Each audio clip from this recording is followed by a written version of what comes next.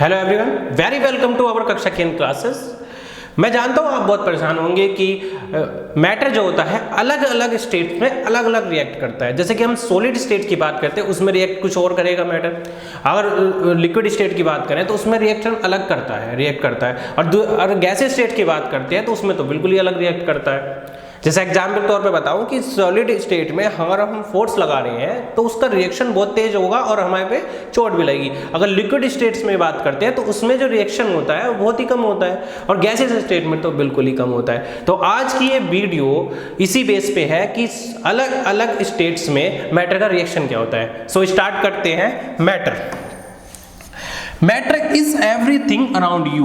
Everything around you, जो भी चीज आसपास आपके हो वो सभी मैटर है। जैसे कि मैं एक स्टूडियो में हूँ तो मेरे सामने एक कैमरा है, मेरे सामने फैन है, एलईडी लगी हुई है ऑलरेडी, और एक बॉक्स रखा हुआ है और एक बोतल रखी हुई है, तो ये सभी एक मैटर हुए।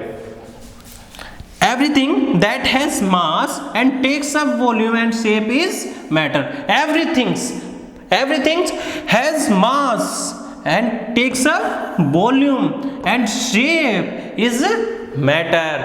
तो एवरीथिंग, जैसे एग्जाम्पल के तौर पर कहता हूं मैं बोतल, तो बोतल का एक पर्टिकुलर एक मास है, पर्टिकुलर एक शेप है, पर्टिकुलर एक वॉल्यूम है, पर्टिकुलर एक स्पेस को होल्ड करे हुए, इसलिए वो क्या हुआ, एक मैटर हुआ। If living things and non living things, देखो इसमें सब चीजें आ चुकी हैं। हमारे इन्वायरमेंट में दो ही तो चीजें होती हैं, दो टाइप्स की, एक लिविंग थिंग्स होंगी या तो नॉन लिविंग थिंग्स होंगी। तो उनके according have mass and are also matter. Living things हो, जैसे एग्जांपल के तौर पे मैं हूं, जैसे मेरा एक पर्टिकुलर एक मास है, पर्टिकुलर मैं एक स्पेस को होल्ड करे हुआ हूं, मेरा एक पर्टिकुलर शेप है, इसलिए मैं क्या हुआ, ऑलरेडी एक मैटर हुआ। नॉन लिविंग थिंग्स में आपके हैंड में फोन है, टैब भी हो सकता है, मे बी पॉसिबल, तो इनका एक पर्टिकुलर मास होता है, पर्टिकुलर एक शेप होता है, पर्टिकुलर एक स्पेस को होल्ड करे हुए होते हैं, इसलिए वो क्या होंगे, एक मैटर होंगे। फूड, प्लांट्स और animals are also matter. Food, plants and animals, उनका भी एक पर्टिकुलर मास होता है, पर्टिकुलर स्पेस को होल्ड करे होते हैं, इसलिए वो क्या होंगे, एक मैटर होंगे। चलो नेक्स्ट पे चलते हैं।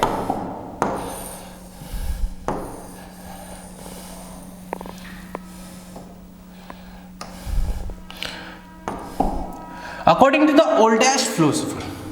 अच्छा, ओल्डेस्ट फिलोसोफर का मतलब क्या होता है? ओल्डेस्ट फिलोसोफर, एंसेंट वर्ल्ड की बात करते हैं, उस समय साइंटिस्ट नहीं हुआ करते थे। अच्छा, साइंटिस्ट का काम क्या होता है? नई चीजें इन्वेंशन करना या नई चीजें डिस्कवर करना। तो जो आज के डिस्कवर नई चीजें करता है कोई भी पर्सन, तो उन्हें हम साइंटिस्ट बोलते हैं। तो उस समय एंसेंट वर्ल्ड में जो नई चीजें इन्वेंशन करता था उन्हें हम फिलोसोफर कहते थे। इसका मतलब ये हुआ कि साइंटिस्टों को ही हम फिलोसोफर कहते थे, ठीक है। तो उनके according living things and non living things are form by air, water, earth, fire, sky. 5 things से मिलकर बनी हुई है living things and non living things. अभी हमने थोड़ी देर पहले पढ़ा था कि living things and non living things also have mass and also occupy space, so also called matter. तो हम ये भी कह सकते हैं कि जो मैटर का फॉर्मेशन हुआ है वो 5 थिंग्स से मिलकर बना हुआ है। Number 1 air, number 2 water, number 3 अर्थ, नंबर 4 फायर, नंबर 5 स्काई। ये 5 थिंग्स मिलकर एक मैटर बनाती हैं, ठीक है। नेक्स्ट पेज पे चलते हैं कि स्टेट्स ऑफ मैटर पे चलते हैं। मैटर की कितनी स्टेट्स है? मेनली जो मैटर की स्टेट्स होती हैं वो 3 स्टेट्स होती हैं। Mainly the 3 states of matter are the 3 distinct physical form that matter can take in most environments. इसका मतलब क्या है? Mainly the 3 states of matter जो होता है उसकी अलग अलग 3 स्टेट्स फिजिकल स्टेट्स होती है। जो सॉलिड स्टेट्स होगा उसके फिजिकल स्टेट अलग होगी, लिक्विड स्टेट होगा उसकी फिजिकल स्टेट अलग होगी, गैस स्टेट है उसकी फिजिकल स्टेट अलग है। ये 3 स्टेट जो है मेनली हमारे एनवायरनमेंट में पाई जाती हैं, वही आपके सिलेबस में भी है। कौन कौन सी है? सॉलिड, लिक्विड और 3rd स्टेट है आपके पास गैस, ठीक है। ये जो 3 स्टेट्स हैं वो आपके सिलेबस में भी है और ये मेनली हमारे एनवायरनमेंट में भी पाई जाती है। अब आगे की स्टेट्स देखते हैं। And extreme environments other states may be present. जो एक्सट्रीम इन्वायरमेंट की बात करते हैं तो उसमें और भी 2 स्टेट्स पाई जाती हैं, उसके बारे में देख लेते हैं। नंबर 1 4th है प्लाज्मा, नंबर 5 है बोस-आइंस्टीन कंडेंसेट्स, बोस-आइंस्टीन कंडेंसेट्स। नेक्स्ट पेज पे चलते हैं, फर्स्ट स्टेट की बात करते हैं। अब तक हमने पढ़ा कि जो मैटर की मेनली स्टेट्स थी वो 3 थी और 2 स्टेट्स जो थी इन एक्सट्रीम इन्वायरमेंट में पाई जाती थी। नंबर 1 सॉलिड, लिक्विड, गैस और बोस-आइंस्टीन कंडेंसेशन और प्लाज्मा, ये 5 स्टेट्स थी। अब हम पहली स्टेट्स पढ़ते हैं कि सॉलिड्स क्या होते हैं। सॉलिड स्टेट में क्या होता है? Solids have definite mass and volume and shape. जो सॉलिड्स होते हैं उन्हें पर्टिकुलर एक मास होता है, पर्टिकुलर शेप होता है, डेफिनेट मास होगा उसका, डेफिनेट शेप होगा, वॉल्यूम में डेफिनेट होता है, फिक्स होता है। ऐसा तो कभी देखा नहीं होगा तुमने कि आज शीट लेके गए हो और आज तो 5 kg था, कल के दिन 10 kg हो गया। या ऐसा कभी देखा नहीं है कि जो पेन है वो 5 ग्राम का है, कल के दिन कुछ और हो जाएगा। ऐसा कुछ होता तो नहीं है ना। इसीलिए हम कहते हैं कि जो सॉलिड्स होते हैं उनका एक डेफिनेट मास होता है, डेफिनेट शेप होगा, डेफिनेट वॉल्यूम होता है। ठीक है। Solids have short intermolecular distance. जो सॉलिड्स होते हैं उनके बीच में जो डिस्टेंस होती है, उनके पार्टिकल के बीच में जो डिस्टेंस होगी ना, बहुत ही कम होती है। Solids have strong intermolecular forces, मतलब कहने का मतलब उनके जो पार्टिकल्स होते हैं वो हाईली स्ट्रॉन्ग होते हैं, उनके जो फोर्स लगे रहेंगे पार्टिकल के बीच में अट्रैक्ट करने वाले वो ज्यादा होते हैं।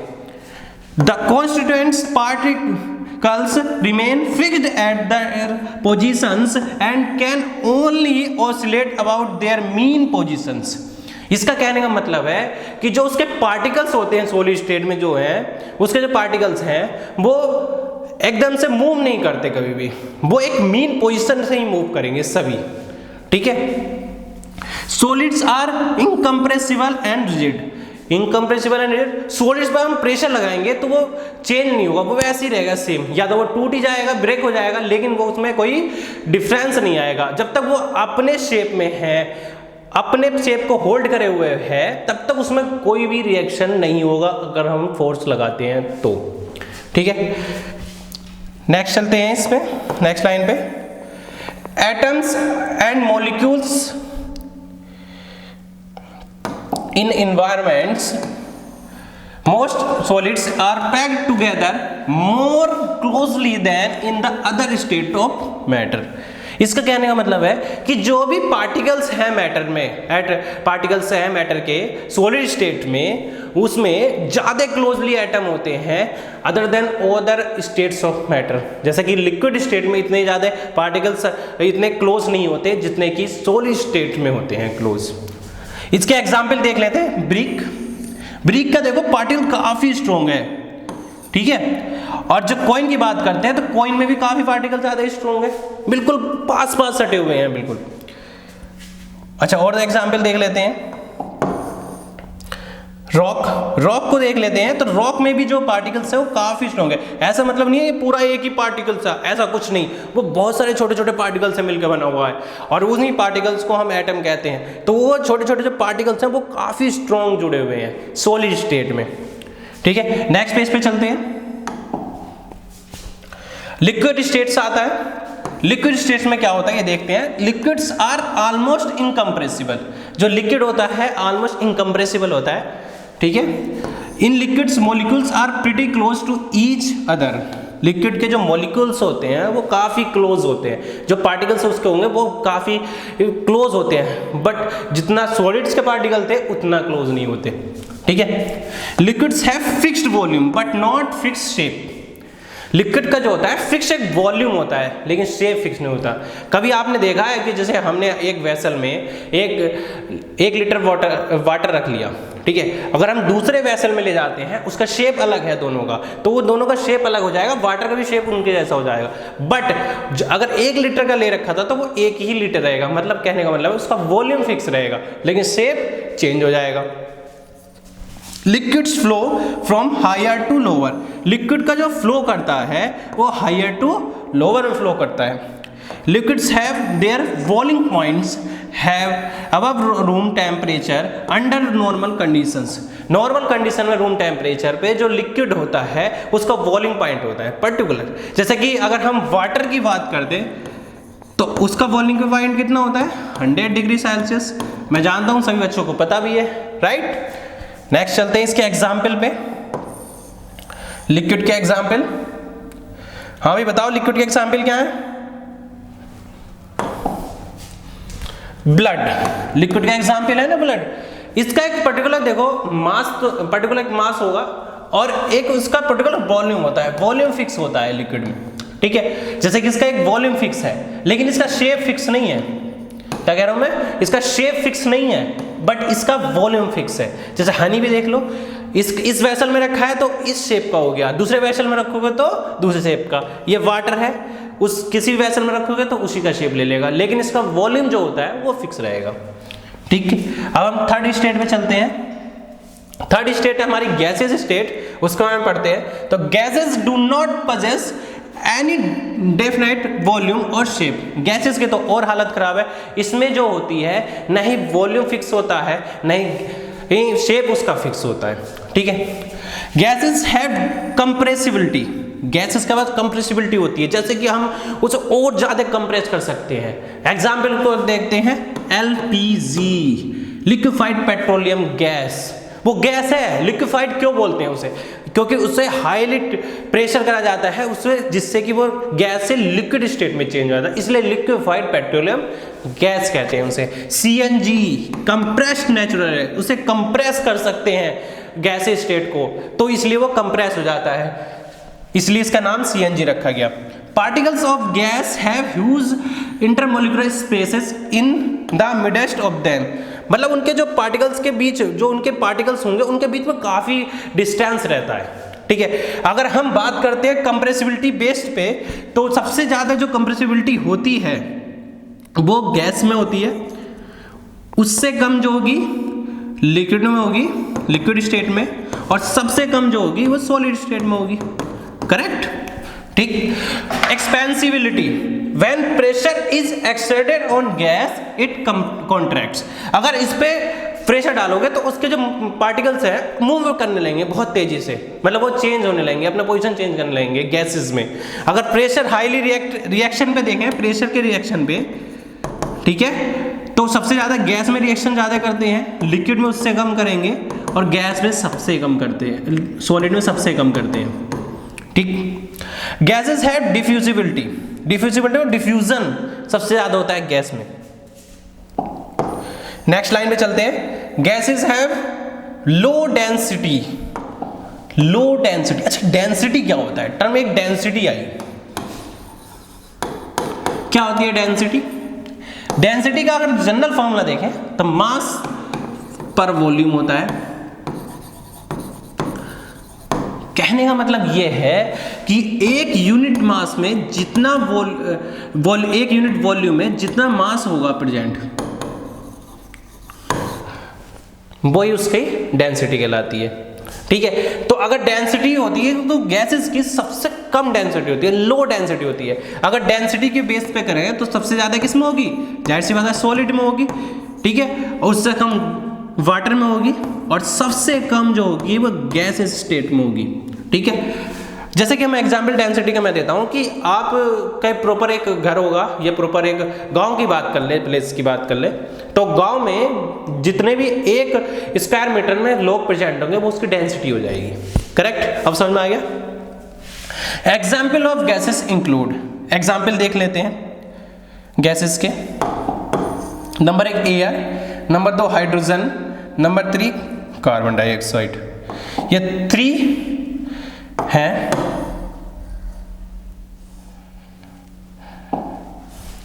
एयर, हाइड्रोजन और कार्बन डाइऑक्साइड।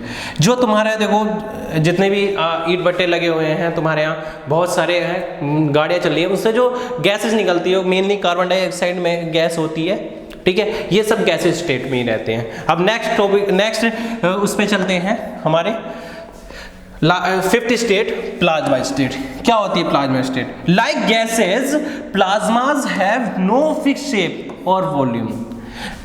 गैसेस की तरह प्लाज्मा की भी कोई फिक्स शेप नहीं होती और कोई फिक्स वॉल्यूम भी नहीं होता है। करेक्ट। आगे क्या बोल रहा है, plasmas are less dense than solids and liquid. जो प्लाज्मा जो होता है वो लेस डेंस, कम डेंस होता है सॉलिड लिक्विड से। अगर हम बात करें प्लाज्मा डेंसिटी की, तो हमने भी बताया था कि डेंसिटी सबसे ज़्यादा किस में होती है, सॉलिड में डेंसिटी सबसे ज़्यादा होती है। उससे कम किस में बताई थी, लिक्विड में बताई थी, और सबसे कम मैंने बताई थी गैस में। तो उस इससे भी कम किस की होगी, अब प्लाज्मा की भी होगी। ठीक है।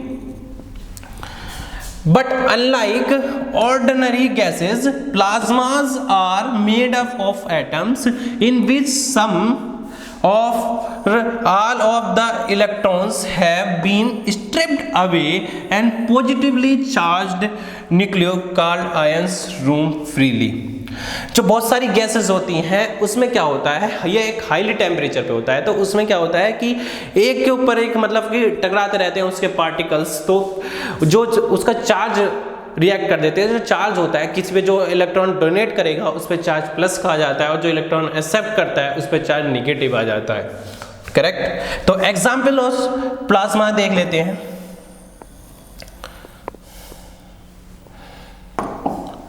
लाइटनिंग, जैसे कि आप लाइटनिंग होगी आपके यहाँ जब बारिश होती है उससे पहले लाइटनिंग होती है। सेकंड क्वेश्चन था सोलर विंड, और थर्ड क्वेश्चन है स्टार्स। अच्छा, एक क्वेश्चन का जवाब मुझे दो और मेरे कमेंट बॉक्स में देना कि जो लाइटनिंग होती है रेनफॉल से पहले होती है या बाद में, और होती है तो क्यों होती है। करेक्ट। और ठीक है, अब नेक्स्ट टॉपिक पे चलते हैं इसके बीईसी स्टेट्स। बीईसी स्टेट्स को रखे गया, बी से होता है बोस आइंस्टीन कंडेंसेशन। बोस, ई से आइंस्टीन आया, और कंडेंसेट्स। ठीक है, बोस आइंस्टीन कंडेंसेशन। ये बोस सुभाष चंद्र बोस नहीं है, सत्येंद्र नाथ बोस। नाथ बोस, सत्येंद्र नाथ बोस को 2001 में नोबेल प्राइज मिला था। ठीक है। और आइंस्टीन की बात करें तो ये 1921 में फोटो इलेक्ट्रिक इफेक्ट के लिए मिला था।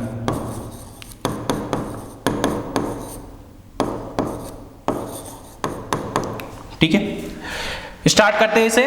Bose Einstein state of matter was the only one created while your parents were alive in 1995। Two scientist Cornell and Wieman ने बोस आइंस्टीन स्टेट को डिस्कवर किया था। Finally created the condensates. A Bose-Einstein condensate is a group of atoms cooled to within a hair of absolute zero। मतलब कि कहने का मतलब है कि Bose-Einstein condensate very coldest state होती है किसी भी मैटर की। ठीक है, ये जीरो से भी नीचे होती है। ठीक है, इसमें जो ग्रुप ऑफ एटम्स होते हैं और वेरी कोल्ड स्टेट पे, when they reach that temperature the atoms are hardly moving relative to each other। जो उसके जब इस टेम्परेचर पे एटम पहुंचते हैं तो हाईली मूव करने लगते हैं। They have almost no free energy to do so. At that point the atoms began to clump together and enter the same energy states.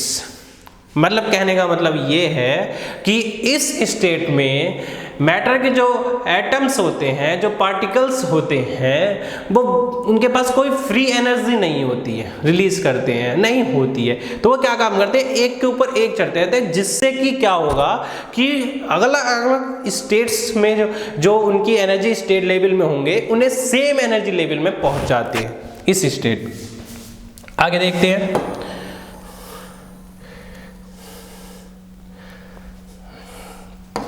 They become identical from a physical point of view and the whole group starts behaving as though it were a single atom। इसका मतलब क्या है कि ये एक identical group है। अगर physical point of view से देखते हो तो एक आइडेंटिकल है बिल्कुल भी। ठीक है, और इसके जो अलग अलग ये बहुत सारे एटम्स है, ग्रुप ऑफ एटम्स से मिलकर बना हुआ है, तो ग्रुप ऑफ एटम्स प्रेजेंट होते हैं तो ये एक जैसे बिहेव करते हैं जैसे कि टोटल मैटर करते हैं। हमने बताया कि हाइड्रोजन एलिमेंट होता है, ठीक है, तो हाइड्रोजन एलिमेंट में बहुत सारे हाइड्रोजन एटम प्रेजेंट होते हैं। सिमिलरली यहाँ पे क्या होता है कि बहुत सारे एटम प्रेजेंट होंगे और बहुत सारे एटम एक ही तरह बिहेव करते हैं, ठीक। With a Bose Einstein condensate you start from a disordered state where kinetic energy is greater than potential energy. इस स्टेट में, बोस-आइंस्टीन कंडेंसेट स्टेट में जो काइनेटिक एनर्जी होती है वो ग्रेटर देन होती है पोटेंशियल एनर्जी के। Clear? Example of Bose-Einstein condensation. Bose-Einstein condensation के एग्जाम्पल देख लेते हैं। कोल्ड लिक्विड हीलियम, ये देखो, और the nucleus inside a neutron star. Nucleus inside a neutron star, neutron star के बीच में जो न्यूक्लियस होता है उसके बाद उसमें भी यही स्टेट पाई जाती है। अब हम नेक्स्ट पेज पे चलते हैं। अब फाइनली हम पहुंचे हैं एटम पे। इससे पहले हम एटम को स्टार्ट करने वाले थे, तो इसके लिए हमने मैटर को पढ़ा, मैटर के बारे में पढ़ा, उसकी स्टेट्स के बारे में पढ़ी। अब हम फाइनली पहुंच गए हैं एटम पे। तो देखते हैं एटम क्या होता है। Atom is the smallest unit of matter. Smallest unit of matter से मतलब क्या है इसका, कि जो एटम होता है किसी भी मैटर का स्मॉलेस्ट यूनिट होता है। जैसे कि मैं बात करता हूँ, मेरे सामने एक दीवार है सामने, तो वो एक छोटे छोटे स्मॉल ब्रिक्स से मिलकर बनी हुई है, ठीक है। तो एक 1 brick, 2 bricks and more bricks required a whole दीवार या बिल्डिंग को बात करते हैं। पूरी बिल्डिंग को बनाने में ये पूरी एक से ज़्यादा बहुत सारी ब्रिक्स की रिक्वायरमेंट होती है। ऐसे हम ये कह सकते हैं कि उस बिल्डिंग को बनाने का सबसे स्मॉलेस्ट यूनिट है वो ब्रिक है। सिमिलरली हम यहाँ ये कह सकते हैं कि मैटर को बनाने में सबसे स्मॉलेस्ट यूनिट जो है वो एक एटम होगा। करेक्ट? आगे चलते हैं, उसकी हिस्ट्री क्या है उसके बारे में बात करते हैं। एंसेंट इंडियन फिलोसोफर हुए हैं महर्षि कणाद। महर्षि कणाद एंसेंट इंडियन फिलोसोफर है। उन्होंने क्या कहा है कि अप्रोक्स 500 BC में महर्षि कणाद, तो कणाद का जो जनरली इसकी मीनिंग होती है वो होता है एटम ईटर, एटम को खाने वाला। उनके अदर नेम जो है कश्यपा है, और उन्होंने एक बुक लिखी है वैशिका सूत्रा, जिसकी जो लैंग्वेज है वो क्या है, संस्कृत, ठीक है। महर्षि Kanada originated the idea that अणु was an indestructible particle of matter। अच्छा, indestructible particle क्या होता है? ऐसा पार्टिकल जो डिस्ट्रॉय नहीं हो सकता, डोंट डिस्ट्रॉय। करेक्ट? ठीक है। उन्होंने आइडिया दिया कि अणु जो होता है, जिसे हम एटम कहते हैं, वो एक इंडेस्ट्रक्टिबल पार्टिकल है किसी भी मैटर का, ठीक। इसके पीछे एक interesting story state that this theory was occurred to him while he was walking with food in his hand। as he nipped at the food in his hand, throwing away the small particles, it occurred to him that he could not divide the food into further parts, and thus the idea of matter which cannot be divided further come into existence। he called the individual part matter अणु। इनके according ये था कि जो एक बार वो walking कर रहे थे, अपने हाथ में फूड ले रहा था, उन्होंने उसे निप करा और स्मॉल पार्टिकल में तोड़ा और निप करा, फिर थ्रो कर दिया, स्मॉल पार्टिकल में निप करा और थ्रो कर दिया। ऐसे ऐसे करते रहे तो एक टाइम ऐसा आया कि उसे और अधिक स्मॉल पार्टिकल में निप नहीं कर पाए, ठीक है। तो उस स्मॉल पार्टिकल को, इंडेस्ट्रक्टिबल पार्टिकल को उन्होंने अणु बोला, जिसे हम एटम बोलते हैं, ठीक है।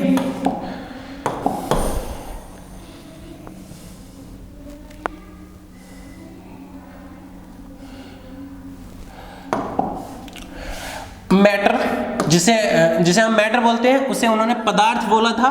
और उस किसका यूज किया था? राइस का यूज किया था। वो जो फूड था वो राइस था, ठीक है। और उसका जो स्मॉलेस्ट पार्टिकल बोला उन्होंने परमाणु बोला, ठीक है। हम जिसे एटम बोलते हैं उन्हें वो परमाणु कहते थे। ग्रीक फिलोसोफर हुए हैं लूसिपस। उनके अकॉर्डिंग मैटर जो स्मॉलेस्ट पार्टिकल होता है वो परमाणु होता है, जिसे हम एटम कहते हैं। पकुदा कात्यामाय, उनके according he state that the atom may not exist into free states, but may exist in the combined state. In the form of molecules. जो एटम होते हैं वो फ्री स्टेट में नहीं रहते, कभी फ्री स्टेट में नहीं रहेंगे, लेकिन वो एक कंबाइंड स्टेट में रहते हैं एज ए मॉलिक्यूल। ठीक है, अब नेक्स्ट पेज पे चलते हैं। अब आते हैं मॉडर्न डेफिनेशन एटम की क्या है, उसे देख लेते हैं। All matter is made of very tiny particles called atom. जो मैटर होता है बहुत ही छोटे छोटे पार्टिकल से मिलकर बना होता है, उन छोटे पार्टिकल्स को एटम कहते हैं। ठीक है, atom is smallest unit entity of matter. इसका मतलब क्या है, जो एटम होता है सबसे स्मॉलेस्ट यूनिट होगा मैटर का। मैंने अभी एग्जांपल दिया था एक बिल्डिंग की, सबसे उसकी स्मॉलेस्ट जो यूनिट होगी वो एक ब्रिक्स होगी, जाहिर सी बात है। अब पूरी बिल्डिंग को बनाने में बहुत सारी ब्रिक्स रिक्वायरमेंट होगी, तो वो सबसे स्मॉलेस्ट यूनिट जो हो गई वो ब्रिक हो गई। सिमिलरली मैटर की जो सबसे स्मॉलेस्ट यूनिट हुई एटम हुई, क्योंकि बहुत सारे एटम मिल गई तो मैटर बनाते हैं। Correct. Atom may not independent existence but always takes part in the chemical reaction। अच्छा, अभी पगोदा कत्यामा ने बताया था कि एटम जो होता है वो फ्रीली एग्जिस्ट नहीं करता। यहाँ पे क्लियर हो गई उनकी बात कि एटम जो है फ्रीली एग्जिस्ट नहीं कर रहा है, बट वो एक केमिकल रिएक्शन में पार्टिसिपेट जरूर करेगा। ठीक है। An atom is a defining structure of an element. जो एटम होता है एक डिफाइनिंग स्ट्रक्चर होता है एलिमेंट का। जैसे कि हाइड्रोजन एलिमेंट है, बात करें तो हाइड्रोजन एलिमेंट बहुत सारे हाइड्रोजन एटम से मिलकर बना हुआ है जिनकी प्रॉपर्टी सेम है। ठीक है, फिजिकल प्रॉपर्टी हो या केमिकल प्रॉपर्टी हो, उन सब की प्रॉपर्टी सेम है, एक जैसे रिएक्ट करते हैं। तो बहुत सारे ऐसे एटम मिलके एक एलिमेंट बनाया जिसे कहते हैं हाइड्रोजन एलिमेंट। करेक्ट। ठीक है, आगे which can not be breakable by an chemical reaction. जो एटम होंगे इन्हें कभी ब्रेक नहीं किया सकता केमिकल रिएक्शन में, किसी भी केमिकल रिएक्शन। ठीक है। इनविजिबल, जो एटम होता है वो नेक्ड आई से दिखाई नहीं सकता। Industrial particle of matter. Industrial particle of matter का मतलब क्या हुआ? ठीक है, डोंट डिस्ट्रॉय, जो कभी डिस्ट्रॉय ही नहीं हो सकता, ऐसा मैटर का पार्ट होता है ये। अच्छा, इसकी जो एटम की शेप होगी एटम की वो स्फेरिकल होती है, लाइक दिस ये। ठीक है, अगर ये एक स्फेरिकल है तो इसका एक रेडियस भी होगा। ठीक है, तो जब रेडियस होगा तो उसे रेडियस को मेजर करने वाला भी होगा। ठीक है, मेजरमेंट भी होता होगा। तो मेजरमेंट जो होता है वो नैनोमीटर में होता है। किस में होता है? नैनोमीटर। करेक्ट। अच्छा, एक नैनोमीटर में कितने मीटर होते हैं? बताओ भाई, एक नैनोमीटर में कितने मीटर होते हैं? अच्छा, मैं ही बता देता हूं। ठीक है, 10⁻⁹ मीटर। अब कह रहे हो सर ये तो हमें समझ में नहीं आया। इसकी एक ट्रिक है, वो भी मैं बता रहा हूं। ठीक है, 1 मिली, 1 माइक्रो, 1 नैनो, 1 पीको। ठीक है, ये जहां भी लिखे हुए आ जाए इसका मतलब मिली का मतलब है 10⁻⁻3, माइक्रो का मतलब 10⁻⁻6, नैनो का मतलब 10⁻⁻9 और पीको का मतलब 10⁻⁻12। अगर मान लो मीटर ही है तो हम मीटर लिख देते हैं यहाँ पे भी, और यहाँ भी मीटर लिख देंगे। Correct, clear. यहाँ भी हमने मीटर लिख दिया, यहाँ भी हमने मीटर लिख दिया, यहाँ भी हमने मीटर राइट कर दिया। ठीक है, यहाँ भी हमने मीटर राइट कर दिया, यहाँ भी हमने मीटर राइट कर दिया, यहाँ भी हमने मीटर राइट कर दिया। क्लियर हो गया कि 1 नैनोमीटर में 10⁻⁹ मीटर होते हैं, 1 मिलीमीटर में 10⁻⁻3 मीटर होते हैं, 1 माइक्रो में 10⁻⁻6 मीटर होते हैं, 1 नैनो में 10⁻⁹, 1 पीको में 10⁻⁻12। अगर हम यहाँ पे लीटर भी करते हैं तो भी कोई डिफरेंस नहीं होगा। जैसे मैं एक करके बता देता हूँ। ठीक है, यहाँ पे अगर लीटर कर देते हैं बाई चांस तो यहाँ भी लीटर होगा। तो 1 मिलीलीटर में कितने लीटर होंगे? 10⁻⁻3। आज ये क्लास फाइनली एटम की मॉडर्न डेफिनेशन पे कंप्लीट होती है। आगे की डेफिनेशन अगली नेक्स्ट क्लास में बताई जाएगी।